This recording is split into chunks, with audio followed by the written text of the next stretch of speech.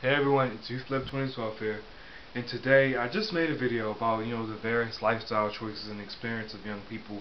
It was a video posted today, May 1st, so you can check that out.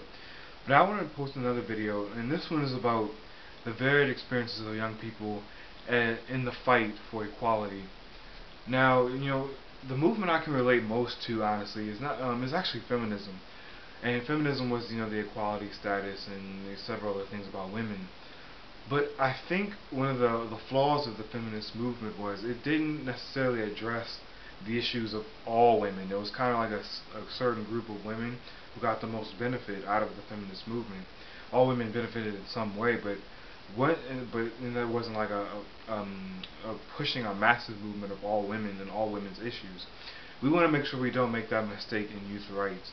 And there's a class system in America. There's racial divides, but there's mostly a class system, and we want to make sure that all people are addressed in the system, from the poor kids of the ghettos and trailer parks to the middle class kids of the suburbs, and even urban young people. And we want to make sure that all young people are addressed in this movement. And the way we do that is by approaching issues that matter to all young people, in all ages as well. We're talking from a one-day-old baby to an 18, 19, or 20-year-old in college. We want to address everybody's issues.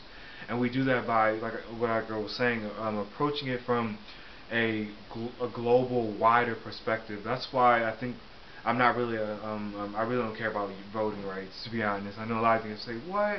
He's a part of the NYRA and he doesn't care about voting rights? I really don't. I think that voting would be good for people between the ages like 14 to 18, and honestly that's middle class kids who would mostly benefit from that. So I'm not really a big fan of that. I'm a fan of things like no fault emancipation, which anybody could use, any young person could use, You don't like the parents, leave them. I'm a fan of, and I'm a supporter of, and a fighter for the right to choose your lifestyle, whether that be going to college or being with your partner, or even when you're young, or being gay. I'm a fan of all of that. Support things that all young people face in their lives. And I'm also a fan of ending corporal punishment, which is something even a one-day-old baby benefits from, not being hit. And I really just wanted to make this video because I kind of realized I made a video before about the differences among young people, but really how do we address this issue? Because a kid from the trailer park of West Virginia, or a kid from the ghettos of Washington D.C. might not see some of the same issues as a young person from the middle class who might consider voting to be the most important thing. Oh yeah, I want to vote. And there's more serious issues facing all kids, as opposed to some issues that affect some kids. So that's what this video is about. This will actually be a very short video because this is not really a new topic or anything. This is just a collective idea, a collective conscious of things to think about.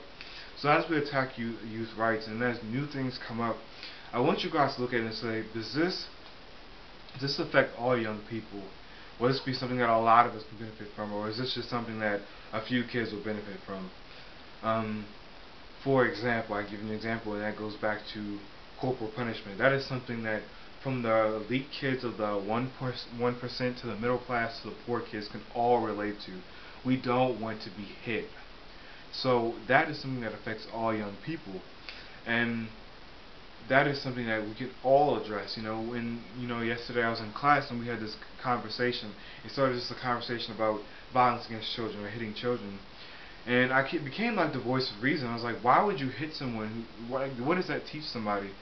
And to elaborate on something that Gloria Steinem, one of my idols, she was a feminist activist, said is that these Irish peace women won the Nobel Prize for saying, look, they were talking about violence in Irish society, but this applies to every society. We know that why there's so much violence in the world, and there's so much violence in this, particularly like this American society, because we've allowed violence in the home to go on for way too long. We've allowed, the unimaginably cruel things to happen to the most important citizens of our country, young people, and it's been done under within the guise of parents' rights, and we just can't look at it like that anymore. Parenting is not violence, and if that's the way you think of my parenting as, I hit my kids to teach them a lesson, then you're better off just giving your kids up to the state, because you're not a good parent. I'll tell you that right now. If you are using violence against your kids, or yelling at them, intimidating them, threatening them, you are not a good parent. You are actually wasting that young person's time. They're better off with another group of parents or the state who would raise them with more respect than what you are giving them or what your parents gave you. So, and that's my stance on that. I don't sway anyway. I definitely say that if you are violent, you don't deserve to be in any relationship. You just need to be on your own and hit yourself. How about that? You know, get angry and just start hitting yourself. If that's the way you feel like you have to deal with your problems is by hitting people, go and do that. Or look at yourself in the mirror and call yourself a bunch of mean names. If that's what you need to do to make the yelling and cursing and putting somebody down and intimidating them is what makes you feel better, get a mirror, practice on yourself. But young people are not the mules of the world, and we're not going to tolerate being treated like dirt.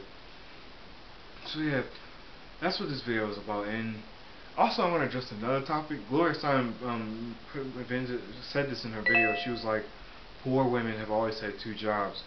And I think that applies to youth rights too, but it's not really with jobs, it's with oppression.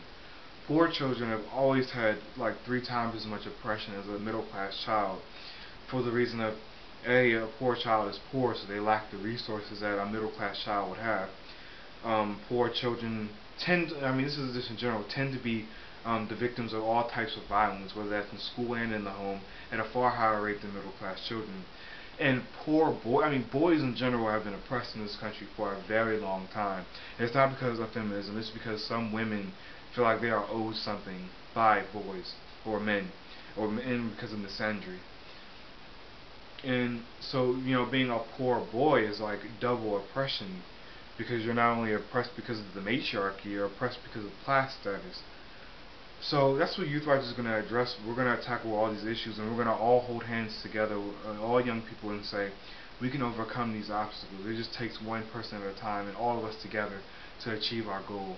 So that's what this video is about. This was just a collective consciousness of ideas, and I hope when you guys look at all the other videos, you really absorb the information, especially the first video. Yeah, enjoy, and that's it for today.